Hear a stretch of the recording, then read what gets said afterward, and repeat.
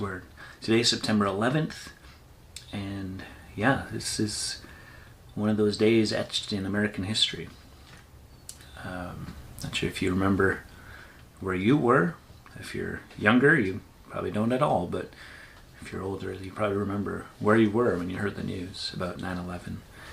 And we've been very fortunate as a nation. We don't have many days like that, right? Like 9/11, we have Pearl Harbor, and then the next biggest thing would be mass shootings that we have, or disasters like that, some hurricanes and things like that. But as far as whole impact, the way 9/11 did, the way Pearl Harbor did, that's not our life. And we can be really thankful for that. Thankful that we don't have those kind of situations. We don't live in that kind of fear. Many places in the world, they do. And so, as we're reading through the Bible here in Haggai and Zechariah, we've got kind of near the end of the Old Testament period, right? And so Haggai is talking to them about the rebuild, and tells them in verse 4, chapter 2, "Be strong, O Zerubbabel. Be strong, O Joshua. Be strong, all you people of the land. Work, for I am with you.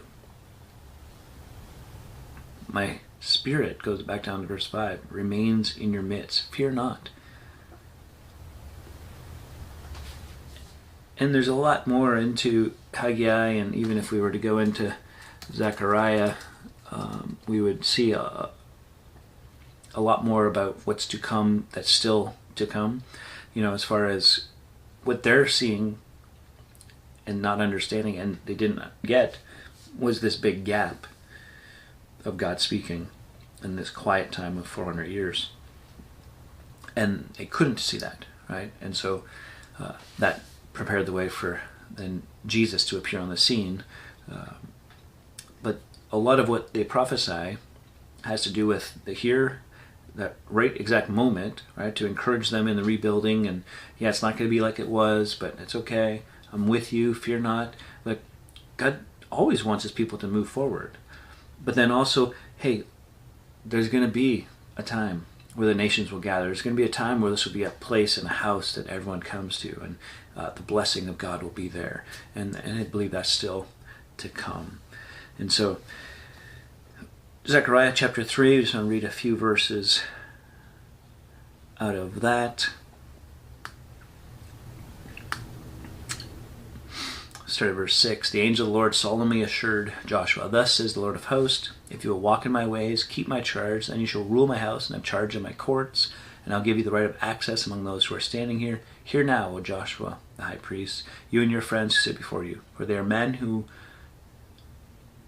are a sign. Behold, I will bring my servant the branch, for behold, on the stone that I have set before Joshua, on a single stone with 7 eyes, I will engrave its inscription, declares the Lord of hosts. And I will remove the iniquity of this land in a single day.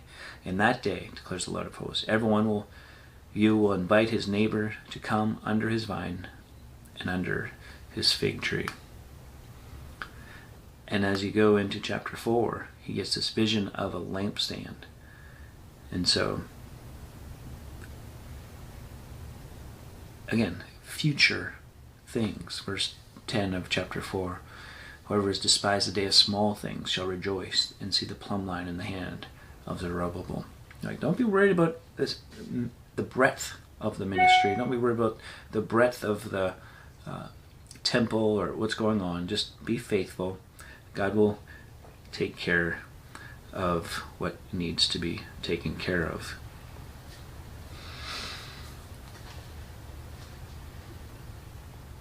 So remember, when you read prophecy, there is something for the people of that day, right? Otherwise, what would be the point?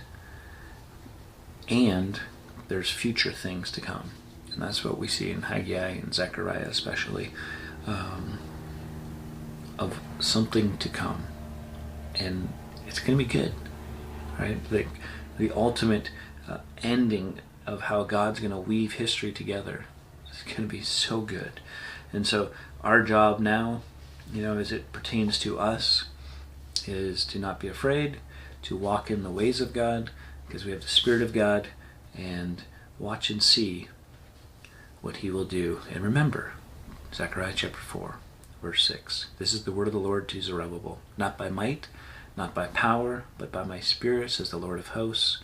Who are you, O great mountain? Before Zerubbabel, you shall become a plain, and he shall bring forward the tops from amid shouts of grace, grace to it.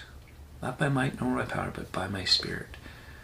It's a great motto. It's a great way to live and to think about life, because we desperately need God to do a work in us and through us in these days. And it will happen by the Spirit of God. Not by us being better, being more moral, but by the Spirit of God working through us. Let's keep that in mind always. Till next time, keep growing little by little.